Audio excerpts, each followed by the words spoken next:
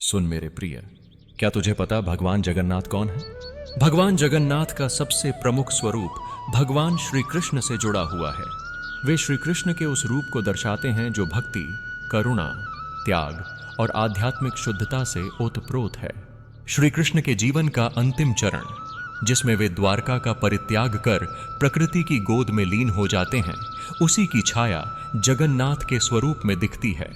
उनकी मूर्ति में न तो श्री कृष्ण की बाल लीलाओं का उत्सव है, न रणभूमि के वीर योद्धा का तेज, बल्कि यहाँ श्री कृष्ण का वह मौन, गूढ़ और आत्मसमर्पण से परिपूर्ण स्वरूप है, जहाँ वे सब कुछ दे चुके हैं और अब केवल प्रेम को प्राप्त कर रहे हैं। ये उनका यह रूप एक ऐसी चेतना का प्रतीक है जो भौतिक सीमाओं से परे है, शून्यता में पूर्णता का अनुभव। उनकी विशाल गोल आंखें हर दिशा में सब कुछ देखती हैं। उनकी बिना बाहों की भुजाएं किसी को अस्वीकार नहीं करती और बिना चरणों के वे हर भक्त के जीवन में पहुंच जाते हैं। त्रिदेवों का समन्वय, ब्रह्मा, विष्णु और महेश का विलय, भगवान जगन्नाथ केवल श्री कृष्ण के नहीं बल्कि त्रिदेवों के भी प्रतीक हैं। ब्रह्मा, विष्णु और महेश का सम्मिलित और सशक्त स्वरूप। विष्णु का तत्व, भगवान जगन्नाथ का नाम स्वयं जगन्नाथ यानी जगत के नाथ है। यह नाम उन्हें पालनकर्ता, संरक्षक और भगवान विष्णु की भूमिका में स्थापित करता है। उनके रथ, उनकी उपस्थिति और उनका कार्य सब कुछ सृष्टि को संभालने और भक्तों को जीवन की धारा में बहाए रखने के लिए है।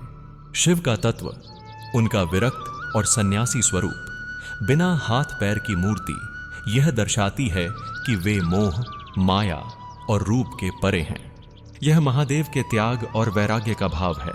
उनकी भंगिमा कहती है, मैं कुछ भी नहीं चाहता, मैं केवल तेरे प्रेम का भूखा हूं। ब्रह्मा का तत्व, ब्रह्मा सृष्टिकर्ता हैं और भगवान जगन्नाथ की चेतना में वह सृजनशीलता निहित है। उनके दर्शन मात्र से नई ऊर्जा का संचार होता है, नई प्रेरणा का जन्म होता है। उनके दर्शन के बाद एक भक्त भीतर से पुनः जन्म लेता है। इस प्रकार भगवान जगन्नाथ का स्वरूप त्रिदेवों की पूर्णता है। वे न केवल रक्षक हैं बल्कि संहारक और सर्जक भी हैं। निराकार साकार का मिलन, रूप से परे प्रेम में समाहित भगवान जगन्नाथ का अधूरा दिखने वाला रूप असल में सबसे पूर्ण और पूर्णतः समर्पित स्वरूप है। बिना हाथ पैर के, सीधे सादे चेहरे के साथ और दो विशाल गोल आंखों के माध्यम से वे संदेश देते हैं, मैं रूप नहीं, भावनाओं में रहता हूं। ये उनकी मुस्कान कहती है, मैं तुझसे कुछ नहीं चाहता, मैं केवल तेरा सच्चा प्रेम चाहता हूं। उनका यह स्वरूप बताता है कि सच्चा ईश्वर न तो वैभव चाहता है, न अनुष्ठान। वो केवल हृदय की पुकार और आत्मा की निष्ठा में है। वे यह सिखाते हैं कि साकार, जिसे हम देख सकते हैं, और निराकार, जिसे हम केवल अनुभव कर सकते हैं, दोनों एक ही चेतना है और वे स्वयं उस चेतना का मिलन है। सुभद्रा और बलभद्र के साथ उनका दिव्य परिवार। भगवान जगन्नाथ हमेशा अपनी बहन सुभद्रा और भाई बलभद्र के साथ विराजमान रहते हैं। ये त्रय केवल एक धार्मिक मूर्तियों का संग्रह नहीं बल्कि भारतीय संस्कृति का आध्यात्मिक आदर्श परिवार है। बलभद्र, वे बल, धैर्य और मर्यादा के प्रतीक हैं। वे दिखाते हैं कि बिना शक्ति के प्रेम अधूरा है और बिना धैर्य के करुणा अधूरी है। सुभद्रा ने वे नारी शक्ति, सहिष्णुता और मातृत्व की मूर्ति हैं। वे दर्शाती हैं कि हर आध्यात्मिक यात्रा में स्त्री ऊर्जा का स्थान सर्वोपरि है। जगन्नाथ, वे प्रेम, मार्गदर्शन और पूर्ण समर्पण के मूर्त रूप हैं। तीनों एक साथ यह कहते हैं, परिवार, समाज और जीवन तभी दिव्य बनता है जब उसमें प्रेम, शक्ति और करुणा तीनों साथ हों। पुरी की रथ यात्रा का रहस्य, जब ईश्वर स्वयं चलता है, तेरे पास पुरी की रथ यात्रा विश्व की सबसे प्राचीन और दिव्य यात्राओं में से एक है। यह केवल एक आयोजन नहीं, यह ईश्वर और भक्त के मिलन की जीवित कथा है। साल में एक बार भगवान जगन्नाथ, सुभद्रा और बलभद्र अपने मंदिर से बाहर निकलते हैं और विशाल रथ पर सवार होकर भक्तों के बीच आते हैं। यह रथ यात्रा उस ईश्वरीय संकल्प का प्रतीक है जिसमें भगवान स्वयं कहते हैं, तू मुझ तक नहीं आ सका, कोई बात नहीं, अब मैं तेरे पास आ रहा हूं। यह यात्रा सिखाती है कि ईश्वर स्थिर नहीं है, वे चलने वाले हैं, गति देने वाले हैं और जब भक्त रुक जाए तो ईश्वर स्वयं उसकी ओर बढ़ जाते हैं। रथों का मार्ग, भक्तों की भीड़, घंटे घंटियों की ध्वनि और हर दिशा में गूंजता हुआ नाम जय जगन्नाथ। यह सब मिलकर एक ऐसा आध्यात्मिक कंपन उत्पन्न करता है जो आत्मा को जागृत कर देता है। समय से परे, रूप से परे। जगन्नाथ की दार्शनिकता भगवान जगन्नाथ की उपस्थिति स्वयं में एक दर्शन है। वे सीमाओं में बंधे नहीं हैं। उनका रूप बताता है कि पूर्णता बाहरी नहीं, आंतरिक होती है। उनकी गोल आंखें जो हमेशा खुली रहती हैं प्रतीक हैं उस चेतना की जो कभी सोती नहीं। उनका मौन स्वरूप बताता है जहां शब्द रुकते हैं वहां मेरा सच्चा रूप प्रकट होता है। वे यह सिखाते हैं कि ईश्वर केवल मंदिर में नहीं, हर उस स्थान पर हैं जहां सच्ची श्रद्धा है। वे शरीर से परे हैं, समय से परे हैं और तुम्हारे हृदय में बसने वाले हैं। निष्कर्ष, जगन्नाथ, भक्त के द्वार आने वाला ईश्वर भगवान जगन्नाथ कोई दूर बैठे देवता नहीं है। वे एक ऐसे प्रेमी, रक्षक और मित्र हैं जो स्वयं चलकर तेरे द्वार पर आते हैं।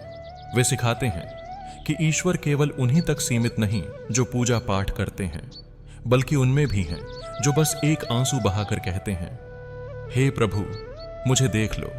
कि भक्ति किसी परंपरा की नहीं, एक आत्मा की यात्रा है। कि ईश्वर को देखने के लिए आंखें नहीं, हृदय चाहिए। और सबसे महत्वपूर्ण, जब तू थक जाता है तब मैं रथ पर सवार होकर तेरे पास आता हूं, क्योंकि तू मेरा है और मैं तेरा। पुरी मंदिर का रहस्य, जहां स्वयं ईश्वर रात्रि में विश्राम करते हैं। पुरी का जगन्नाथ मंदिर भारत के 4 धामों में से एक है और यह स्थान केवल एक मंदिर नहीं, यह एक जीवित ऊर्जा केंद्र है। यहां हर दिन भगवान स्वयं सोते हैं, जागते हैं, भोजन करते हैं और विश्राम करते हैं। लेकिन इसके पीछे छिपे हुए कई रहस्य हैं जिन्हें विज्ञान भी आज तक नहीं समझ सका। हवा की उलटी दिशा, मंदिर के शिखर पर झंडी हमेशा हवा की विपरीत दिशा में लहराती है। कोई तूफान हो या बारिश, यह ध्वज विपरीत दिशा में ही फहराता है। यह संकेत है कि ईश्वर की इच्छा विज्ञान के नियमों से ऊपर है। मंदिर की छाया नहीं पड़ती। जगन्नाथ मंदिर का शिखर दिन के किसी भी समय अपनी कोई छाया नहीं बनाता। ऐसा क्यों? कोई नहीं जानता। यह रहस्य आज तक अनसुलझा है। शायद इसलिए कि भगवान जगन्नाथ स्वयं प्रकाश का स्रोत हैं। उन्हें किसी और छाया की आवश्यकता नहीं। सुदर्शन चक्र, हर बार 12 से 19 वर्षों में इन मूर्तियों को बदला जाता है, जिसे नवक्लेवर कहा जाता है। लेकिन यह प्रक्रिया रहस्य से भरी हुई है। पुरानी मूर्तियों में एक रहस्यमयी शक्ति होती है जिसे ब्रह्म तत्व कहते हैं। यह तत्व बिना देखे, बिना छुए, अंधेरे में एक विशेष पुजारी द्वारा ही नई मूर्ति में स्थानांतरित किया जाता है। उस रात मंदिर का संपूर्ण परिसर अंधकारमय होता है और जब ब्रह्म तत्व स्थानांतरित हो जाता है, उस पुजारी की मृत्यु हो जाती है। हाँ, यह सत्य है। भगवान के सबसे निकट आने का अर्थ है पूर्ण समर्पण, यहां तक कि मृत्यु। इस प्रक्रिया से यह सिद्ध होता है कि ये मूर्तियां केवल प्रतीक नहीं, जीवित देवता हैं। उनका शरीर मिटता है पर आत्मा अमर रहती है। श्री कृष्ण से जगन्नाथ बनने की कथा, जब प्रेम ने शरीर को भी पार कर दिया। एक बहुत ही मार्मिक कथा जुड़ी है जगन्नाथ के स्वरूप से। जब श्री कृष्ण देह त्यागते हैं, उनके शरीर का कोई अंतिम संस्कार नहीं होता। उनके हृदय का एक भाग कभी नहीं जलता। उस अक्षय हृदय को समुद्र में प्रवाहित किया गया, जो वर्षों बाद किनारे लगा। कहते हैं वही हृदय ब्रह्म तत्व बनकर आज भी जगन्नाथ की मूर्ति में विद्यमान है। जब राजा इंद्रद्युम्न ने स्वप्न में यह तत्व देखा, तब उन्होंने भगवान विष्णु के आदेश पर मंदिर बनवाया और तब से हर बार जब मूर्तियां बदली जाती हैं, वह हृदय अगली मूर्ति में स्थानांतरित होता है। इसलिए भगवान जगन्नाथ का यह रूप श्री कृष्ण का वह अंतिम और सबसे पवित्र स्वरूप है, जहां शरीर नहीं, केवल हृदय शेष है। भक्तों की सच्ची कहानियां, जब भगवान स्वयं रथ खींचते हैं। रथ यात्रा के दौरान एक कथा प्रसिद्ध है कि जब विशाल रथ को खींचने के लिए हजारों लोग प्रयत्न करते हैं, फिर भी वह नहीं हिलता। तब एक वृद्ध स्त्री अपने कांपते हाथों से रस्सी खींचती है और रथ चलने लगता है। लोग कहते हैं, यह कैसे हुआ? उत्तर मिलता है, उस वृद्धा की भक्ति इतनी प्रबल थी कि स्वयं भगवान रथ खींचने लगे। ऐसी ही एक अन्य कथा में एक भक्त पुरी नहीं आ पाता, लेकिन प्रतिदिन अपने आंगन में भगवान जगन्नाथ के लिए रथ की तस्वीर बनाकर पूजा करता है। एक दिन रथ यात्रा के समय उसे स्वप्न आता है और वह देखता है भगवान उसके बनाए चित्र वाले रथ पर बैठे हैं। यह बताता है कि प्रेम दूरी नहीं देखता और न ही ईश्वर।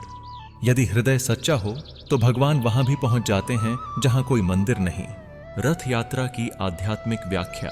जीवन का रथ कौन खींचता है? रथ यात्रा केवल एक परंपरा नहीं, यह एक गहन प्रतीक है। यह हमारे जीवन का ही दर्पण है।